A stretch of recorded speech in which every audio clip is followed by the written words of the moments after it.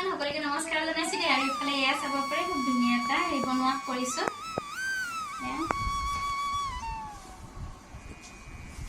baby pink কালাৰটো কাপোৰটো আৰু ইয়াতে এফালে এয়া এখিনি ব্ৰাউন কালাৰ গ্ৰীণ কালাৰ আৰু ৰেড আৰু ইয়েলো হোৱাইটৰ কম্বিনেশ্যনত কৰিছো কেনেকুৱা লাগিছে জনাব আৰু যদি হে ডিজাইনটো চাব বিচাৰে তেতিয়ালে ভিডিঅ'টো কন্টিনিউ কৰি গৈ থাকিব আৰু এফালে এয়া চাব পাৰে ড্ৰয়িংটো বনাই ললো আৰু এনেকে ডাঙৰ ডাঙৰ বেজি লৈছো যেহেতু ৰিবনত চিলাই কৰিলে বেজিটো অকন ডাঙৰ লাগে মানে সৰু হলে ৰিবনটো কুচ খাই যায় আৰু ৰিবনটো বেয়া হৈ যায় দেখিবৰ কাৰণে আৰু এফালে এয়া হাফিজিতকৈ সৰু সাইজৰ যিটো ৰিবন সেইটো লৈছো এনেকে তাৰ পাছত যেনেকে মই ড্ৰয়িংটো বনাইছো তেনেকে এইখিনি চিলাই কৰি গৈছো প্ৰথমতে এফালে এয়া চিটা চিটাকে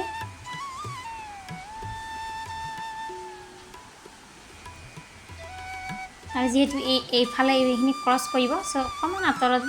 কাঠিটো লগাইছো এতিয়া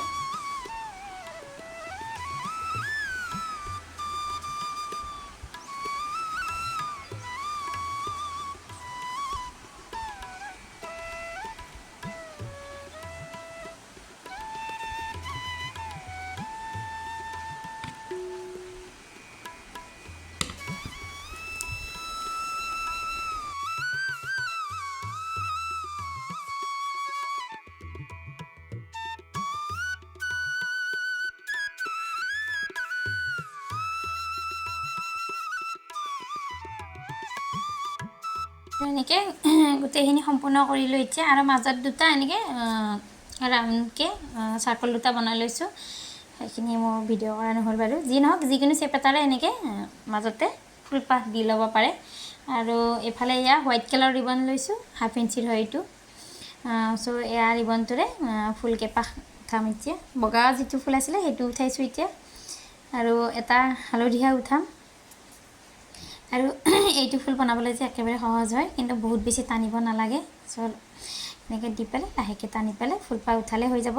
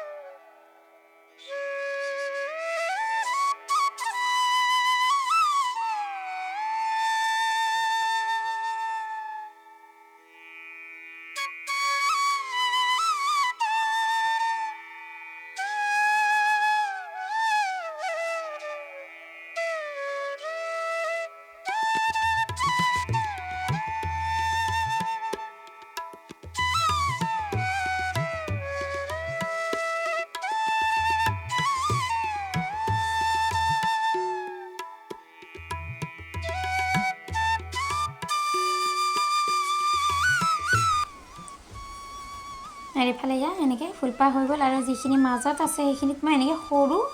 আকৌ সেই হাফ ইঞ্চিতকৈ সৰু ৰিবন লৈছোঁ এটা ৰেড কালাৰৰ হয়তো চ' এনেকৈ নট কেইটামান লগাই দিছোঁ ইয়াতে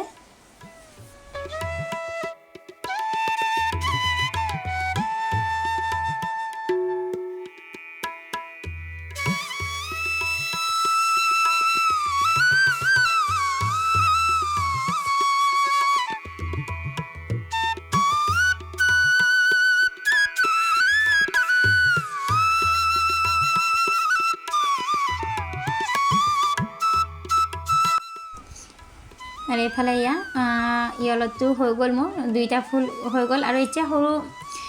গ্ৰীণ কালাৰৰ ৰিবনটো লৈছোঁ এতিয়া আৰু এইটোৰে এনেকৈ ঠাৰি টাইপৰ কৰিছোঁ অকণমান পকাই এনেকৈ চিলাই কৰিছোঁ চাইডে চাইডে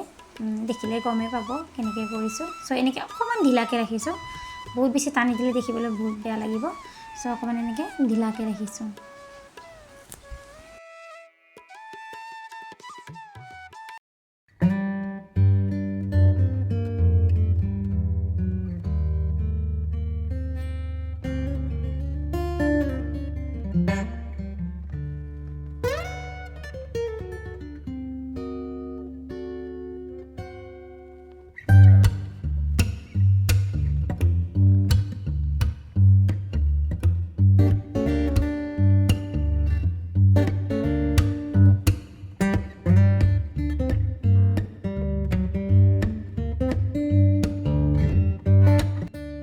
আৰু এইফালে ইয়াত এনেকৈ ঠাৰিবোৰ লগাই ল'লোঁ